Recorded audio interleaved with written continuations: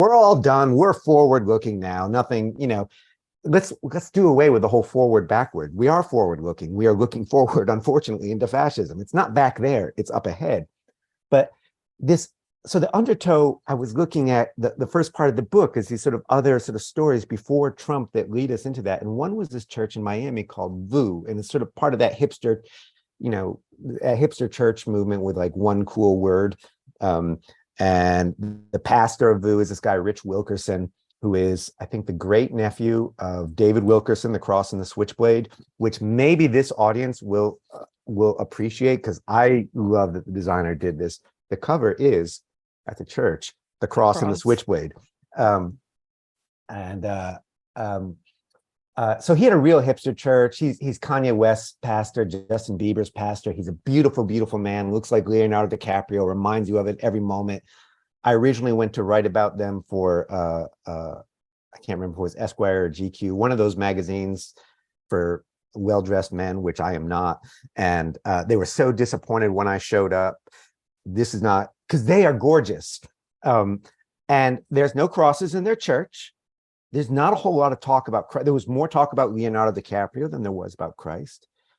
They are not explicitly right-wing, but they were sort of clearing all, they like, oh, that stuff's thorny and complicated. Now, he was a very conservative Christian, but he just didn't talk about that. You clear that out. And into that vacuum comes this church in Yuba City, California, which was one of two that I write about, two militia churches in the book, but there are more and more. These are churches with their own militias, and these are not backwoods fringe churches. They're suburban churches that are really well armed and organized. They had no crosses, but they had a pulpit made of 3 swords. And when I talked to Pastor Dave Bryant, he said, it's not a time for the cross. That's weak tea. It's wartime.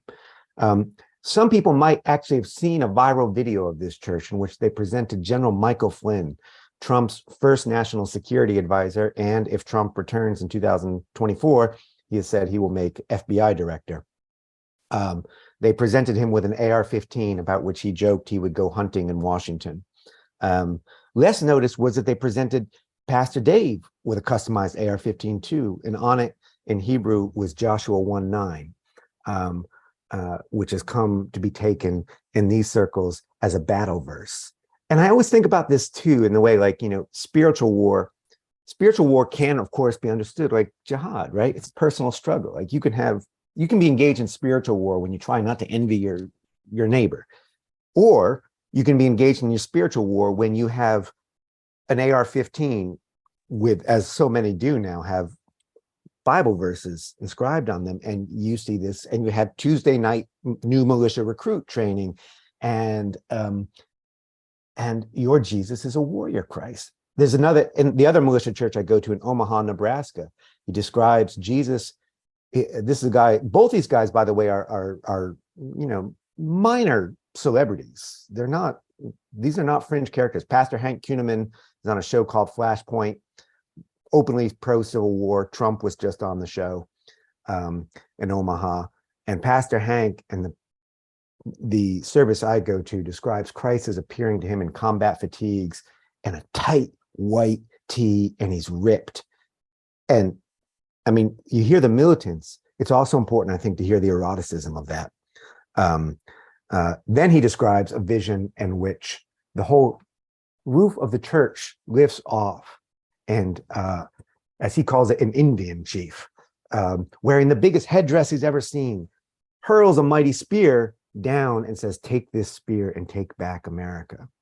And I mean, the syncretism of this, right? Of this Native American Christ passing on the spear to the white man and saying, "Take back America," which was, of course, taken from indigenous folks.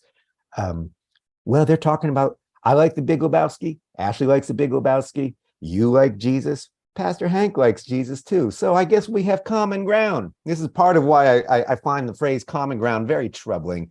And so often it obscures more than it reveals.